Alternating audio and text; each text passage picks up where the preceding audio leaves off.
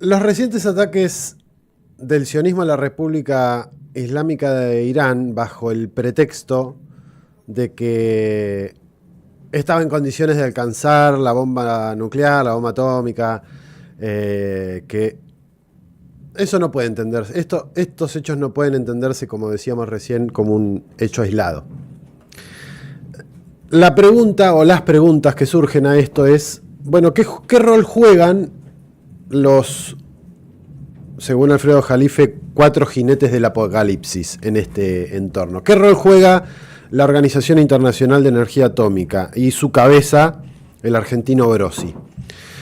¿Cómo se emparenta esto con el conflicto en Ucrania? Algo de lo que charlábamos recién con Cristian Riom. O con las revueltas en Estados Unidos, por ejemplo. La pregunta que medio planeta se está haciendo en este momento, una de las que se está haciendo, es ¿por qué? ¿Por qué en este momento pasa esto? Y la respuesta, como siempre, y como siempre decimos, es bastante más compleja que la sarta de patrañas que se han escuchado en los medios de comunicación, repetidas por el ente sionista y por sus voceros, casi en bucle. El llorómetro está a la orden del día, como siempre que se habla del Estado genocida de Israel. La excusa que muchos, y esto entre unas comillas muy grandes, colegas periodistas manejaron, es que, según la información brindada por la Organización Internacional de Energía Atómica, que conduce el argentino Grossi, Irán estaba a punto de tener capacidad para fabricar la bomba atómica y que eso era un peligro existencial para Israel. Ese fue el argumento que utilizó el sionismo. Ahora, ¿en serio alguien se puede creer semejante cuento cuando el propio Israel no permite que la Organización Internacional de Energía Atómica controle su capacidad nuclear? ¿En serio Israel, que se niega a firmar el Tratado de No Proliferación de Armas Nucleares, es la víctima? ¿En serio se le puede creer a un ente que posee entre 90 y 500 bombas nucleares, según la fuente que uno decida elegir? ¿Realmente un país que tiene 500 o 90 bombas nucleares corre peligro de existencia? La pregunta es ¿cuánto tiempo más vamos a tener que seguir escuchando estas patrañas? Está cada vez más claro que la parcialidad del argentino Grossi no es casual. Por poner solo un dato, es la misma Organización Internacional de Energía Atómica la que reconoce que Irán alcanzó el 60% de enriquecimiento de uranio, cuando para hacer una bomba necesitaría más del 90%. O sea que está lejos todavía de. A Irán le revisan hasta debajo de los floreros qué hace con la energía nuclear o con su plan nuclear. Al ente sionista nada. Y no hay problema. Porque Irán es el bueno y sufre la agresión de sus vecinos. Menudo cuentucho de cuarta el que se inventaron.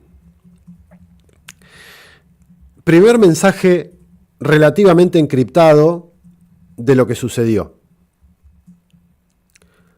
Para comprender las motivaciones hay que contextualizar e ir un poco más atrás en el tiempo.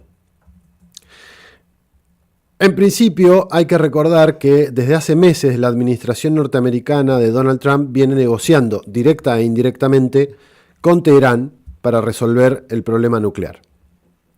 Más allá de la buena voluntad o no de que pueda tener Trump, lo cierto es que tiene presiones desde todos los flancos, sobre todo desde el monumental aparato del lobby sionista en su casa, en Estados Unidos, que además, en gran medida, fueron y son los que financian las campañas políticas, tanto de demócratas como de republicanos.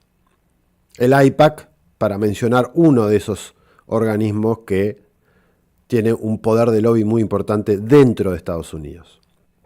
esas discusiones para alcanzar un nuevo acuerdo nuclear están siendo medidas por el presidente de la Federación Rusa, Vladimir Putin, o mediadas en realidad.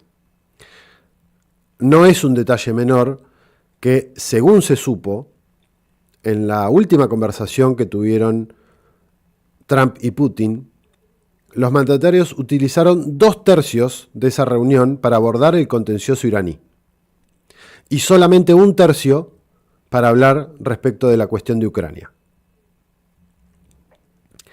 Como es de público conocimiento, aunque la mayoría de los medios de Occidente lo omitan, Rusia está construyendo y colaborando con Irán en materia energética nuclear. Están construyendo 2 reactores en territorio iraní y están proyectados crear otras 6 plantas nucleares. ¿Por qué? Acá hay algo que hemos analizado en otros programas.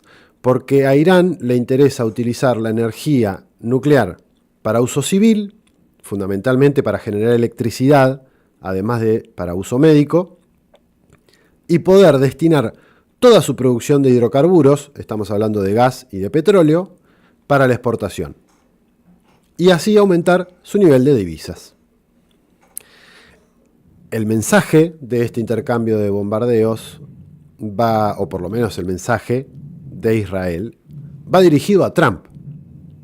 Y es: no sigas negociando con Irán para resolver la cuestión nuclear. Por añadidura de esto, tenés que dejar de negociar con Rusia. Y esto va más allá de las declaraciones rimbombantes o contradictorias que pueda hacer el magnate de Peluquín al respecto de estos acontecimientos. Estas responden más a dejar contentos al sionismo muchas veces que otra cosa. El segundo mensaje, encriptado o difícil de ver sin un contexto, para el común de los mortales, tal como hemos señalado en otras oportunidades, Irán juega un papel importante en la disputa de los corredores comerciales.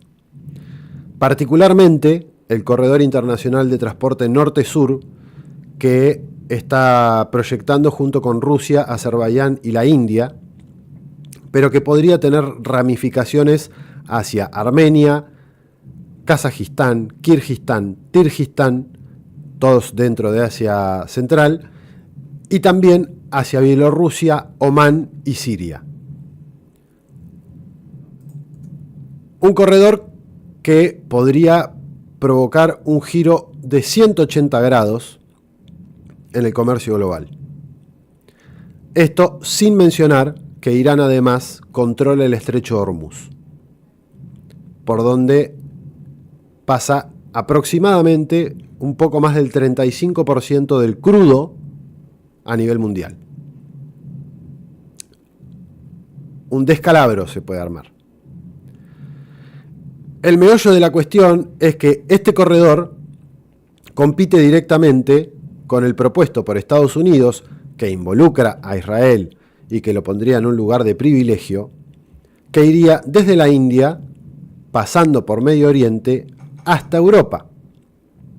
Un corredor que también involucra a las monarquías del Golfo y por el cual se puede entender, en parte, algo de lo que charlábamos con Christian Röhm recién, que fue la importancia estratégica que tuvo para estos el derrocamiento de Bashar al-Assad en Siria. De muestra cabe un botón, dice el dicho.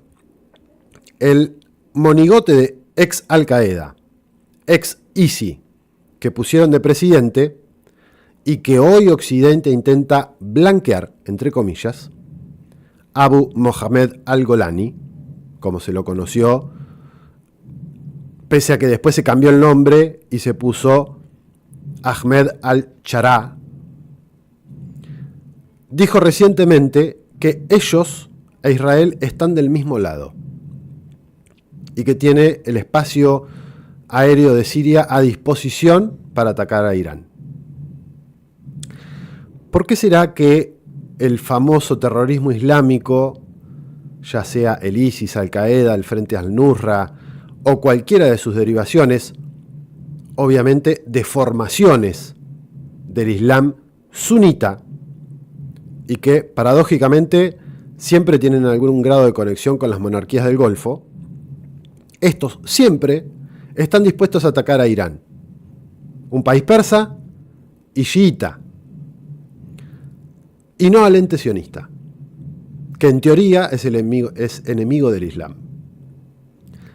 Es raro, ¿no?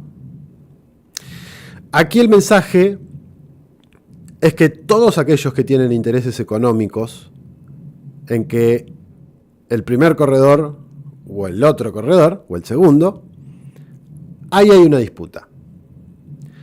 El mensaje o la disputa ahí es entre Estados Unidos y su proxy Israel, las monarquías del Golfo, sobre todo Qatar, Emiratos Árabes Unidos y Arabia Saudí, y la Europa globalista, que banca eso, versus Rusia, en principio Rusia e Irán.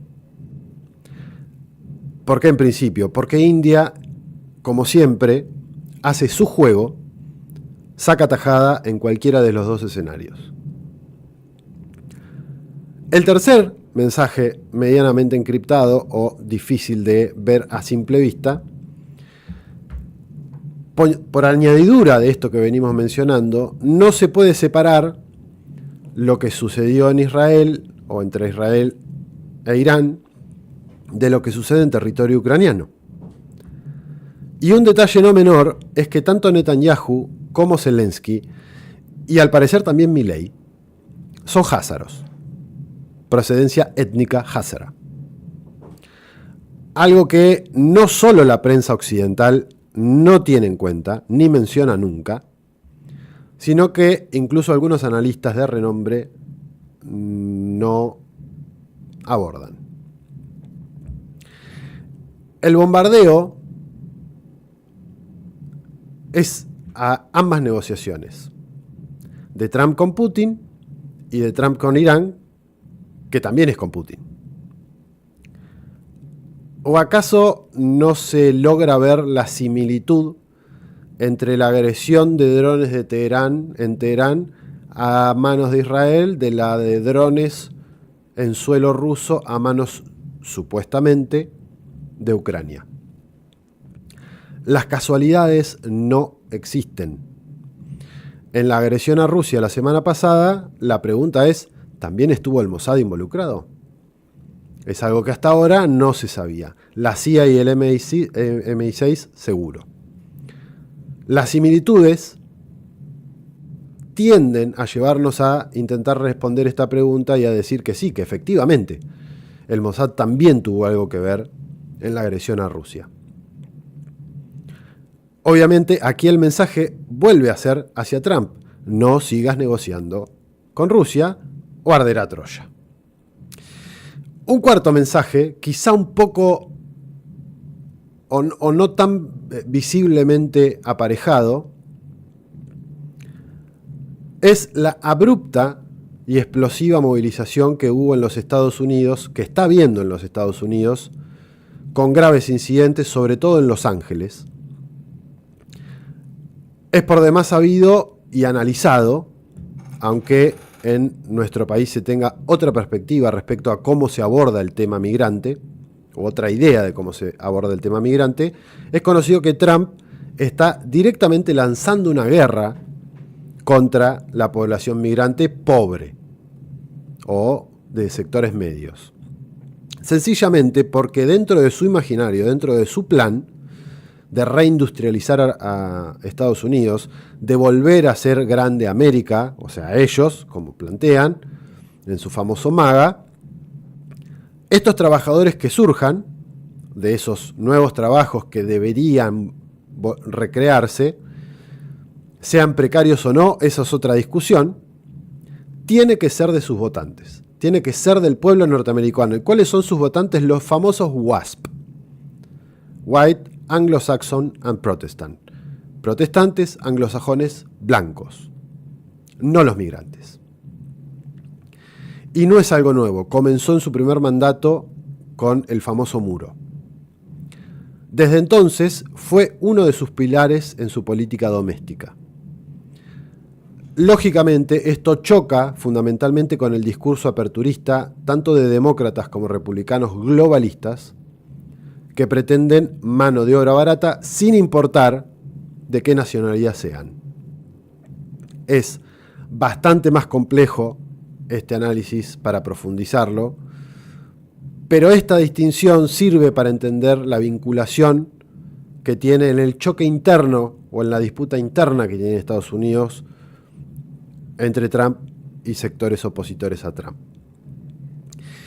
Y acá vinculamos todos estos cuatro, vincular o relacionar estos cuatro hechos no es un mero capricho, es relacionar o en relación directa entre quienes protagonizan lo que sucede.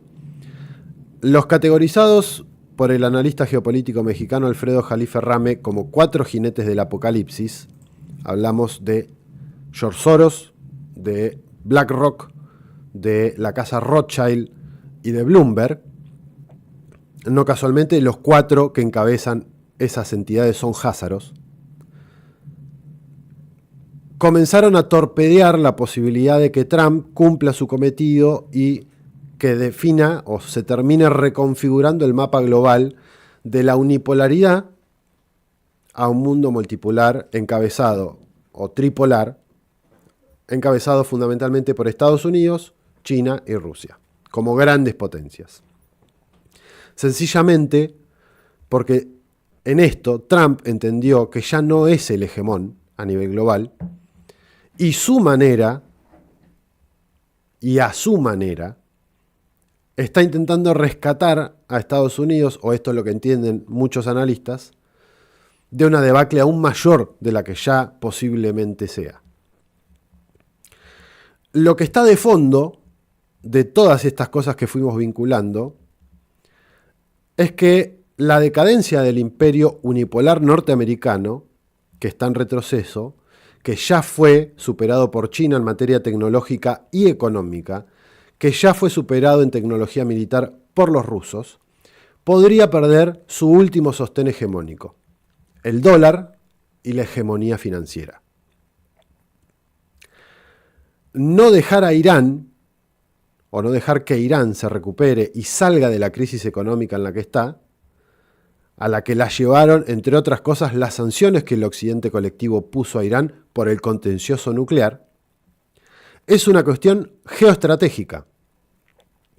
Irán es un actor clave en el mundo que se podría venir. Cortar de cuajo con su posibilidad energética exportadora, negándole la posibilidad de usar energía nuclear, está destinado a frenar su posible crecimiento e influencia en la región.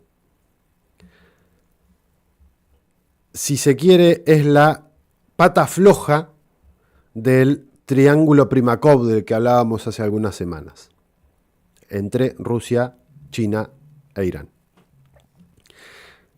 El objetivo de fondo, siempre y en todo momento, en esto que sucedió en la última semana, es, y seguirá siendo probablemente, el crecimiento de los BRICS y el fortalecimiento de un mundo multipolar que se avecina, que empieza a crecer, a tomar cada vez más cuerpo, a tener más influencia.